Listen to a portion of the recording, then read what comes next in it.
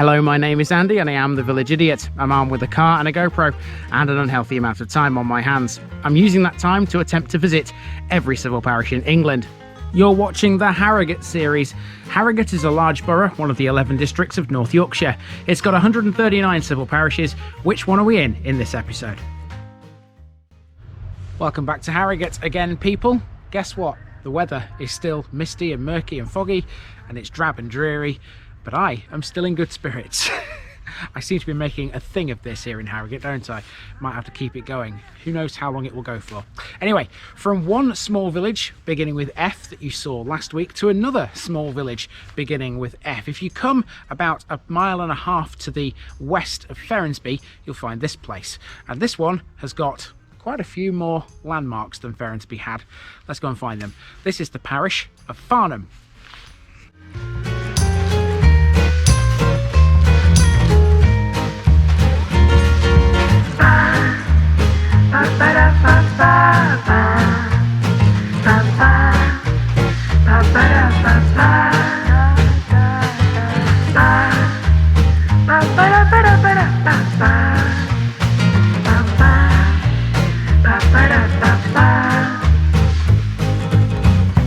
Here's my disclaimer for people who may be watching me for the first time. I say things as I would in my native accent and dialect. As a result, I may not pronounce things in the same way as the locals do. Remember, I'm a visitor. It's impossible to know everything.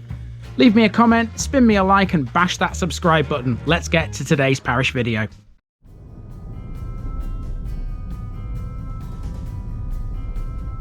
Farnham, Fern Homestead. From one Harrogate location beginning with F to another. Welcome to Farnham, a small village that lies 2 miles north of Knaresborough, midway between Ferrensby and Scotton. A linear village, it's centred on the 12th century church of St Oswald, which proudly stands tall on Stang Lane, the road to the latter. Farnham should not be confused with the town of the same name in Surrey. The two are like chalk and cheese. This one is a tiny place and one that goes back to at least the time of Domesday. Its name is Old English and literally means the homestead where ferns grow. An ancient and beautiful village, it's thought the shape of Farnham has changed little over the centuries. It was once a crossing point of two important roads, but one of them is now little more than a bridleway. Farnham's residents have probably always lived off the land, but it has in its time housed weavers too. In 1757, a copper mine was opened here, but it failed as a result of poor management. Most of the houses date from that time, although there are a few that are older. To the south of the village is a big lake, and that's got a story to tell all by itself. So this is Farnham, the ancient village that's not in Surrey, with a lorry watch. Let's have a wander through it and see what that's all about, shall we?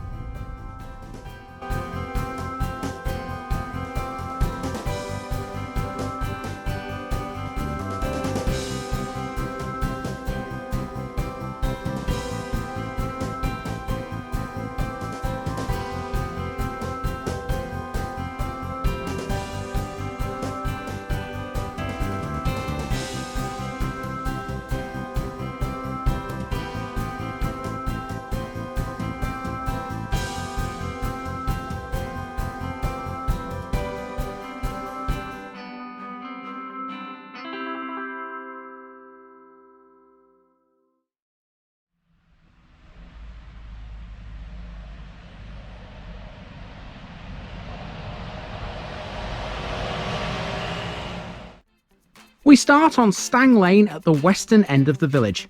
This is the road to Scotton. Farnham, despite its small size, is served by the same 3 buses as Ferrensby. Here we have a bus stop where you can get the number 22 and 23, which go between Ripon and Knaresborough. Towering over the road at this point is the 12th century church of St Oswald, built on a mound. This, along with 5 other local churches, is part of the ecclesiastical parish of Walkingham Hill. Believe it or not, this church houses a colony of rare bats, apparently.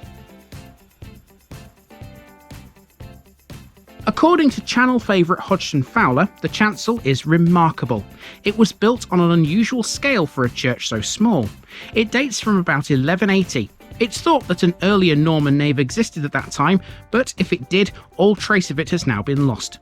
The tower was added in about 1500 and was built inside the nave's west end. To celebrate the millennium, the church was restored and at the same time it gained its clock. As we leave the churchyard, note the house behind this board. That's an old pub, which was called the Crown Inn. We continue along Stang Lane to the village green, which is Farnham's focal point. This is where the main street meets the road from Knaresborough. The green was once a crossroads. You see, running north from it, there's a road by the name of Shore Lane. It's a dead end these days, but that wasn't always the case. It's a bridleway now, and it once ran to Burton Leonard as a road. It was an ancient trackway that was a direct route between Knaresborough and Ripon. Earlier maps define it as a drove road used to move cattle between towns. The green has a couple of landmarks. Here's one of them, an old red phone box. This one's just an empty shell though. Right next to this is the parish notice board. That's Farnham in the books, folks, another Harrogate Parish to put with the rest. The road has now become Main Street and we're heading downhill. Here's a post box, although Farnham has no post office these days. Instead, Main Street has some very fine property, grand old houses which date back as far as the early 1700s. In 1990, Farnham had 55 houses in total. Farnham has always had roots in agriculture, and there were many trades here too. In 1841, the place had a carpenter, wheelwright, shoemaker, blacksmith, linen weaver, and even a dressmaker. There was also a schoolmaster, but the school closed in 1875. Nowadays, business passes through Farnham and the locals monitor it. No HGVs larger than a 7.5 tonner are allowed through the village except for access. That's enforced by Farnham Lorry Watch, who regularly report any rule flouters to trading standards. Next up is Farnham Hall, once an important property. It was lived in by the Bickerdike family, who owned as much as 25% of the land in the parish at one time. The Bickerdike family feature in Farnham's history from at least 1530 through to 1799. They were deeply religious Catholics. Robert Bickerdike was a well-known martyr.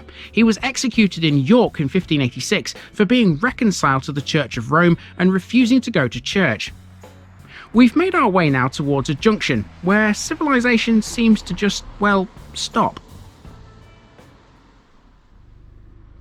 At the junction, the road off to the south is the one to Knaresborough, and we'll explore what's down there in a few moments. That's the end of the walk. Perhaps the most remarkable thing about Farnham is how little the village has changed over the centuries. There's no street lighting, shop or post office, and very little evidence of the impact of the 20th century. Long may it remain so. On the way back, I paused at Beach Close to take in just how quiet this place can be when there's no traffic around. Have a listen to this.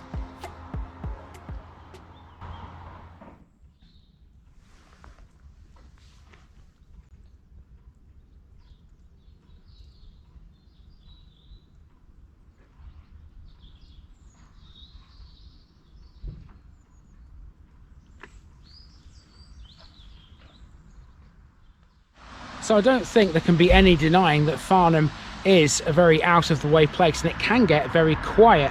You do get cars coming through. Here's one coming through the shot right now. But when they stop, you can't hear a thing. It's so peaceful. It's brilliant. It's brilliant. That's been the village anyway, but we're not quite done with this episode yet, because to the south of Farnham there are two very, very important landmarks. One of them I did try to email and see if I could film within it, but I never got a response, so we'll do our best with it. If not, I'll have to make a special section about it. The other one we should easily be able to cover. Let's go and find them both, because they're right next door to each other.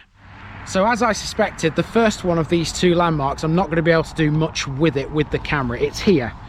Here it is. It's behind this gate. This is Ripon Sailing Club down there. Now I did email them to ask if I could take a few shots of the lakes that are down there, because those lakes are former gravel pits which have been worked out and filled with water. And they're down there at the end of that drive. I don't know whether you can see the clubhouse. The clubhouse is literally just there. You see it through the mist, hopefully, but I can't do much more than this, I'm afraid. Just stand at their gate, because it's closed apparently today, and nobody, like I said, got back to me on the email. So because of that, I'm going to have to give you it in today's special section. Ripon Sailing Club is located on the shore of a huge man-made lake to the south of the village. There are in fact 2 lakes, although only one is used for sailing. These were the Farnham gravel pits, which were worked between 1941 and 1985. Covering an area of around 200 acres, the pits were later filled with water and turned into the leisure pursuit they are today. The sailing club was formed in 1957 by a group of enthusiasts from Ripon, hence the name. It was initially based on the River Ure at Langthorpe near Boroughbridge, but the creation of a bypass there meant it had to relocate, initially to the South Lake. Now, on the North Lake, the club has become an RYA teaching establishment and offers a wide range of dinghy and powerboat related courses to its members. The clubhouse was built in the 1980s and was opened by Dr. Bill Jones, a former Commodore and long-standing club member. They also have a bit of a claim to fame. In 2007, the lakes hosted Britain's first ever Pacific diver.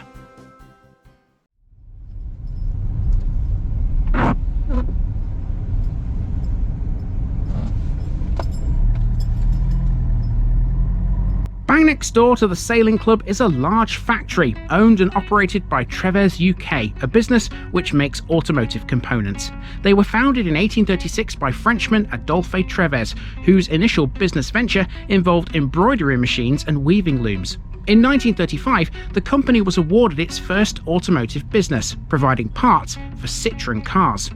By 1956, Treves exclusively produced the roof hoods of the 2CV, a popular car which achieved a remarkable success over several decades. By 1964, they were the main supplier of plastic-coated textiles and velour seat fabrics for both Citroen and Renault. The first products came from its sole factory in Saint-Quentin in the north of France. They're now a multinational company, employing 4,000 people across 25 factories in 15 countries. Who'd have thought here in the sleepy village of Farnham would be where they have their UK base? I guess it's got to be somewhere, right? See you next week.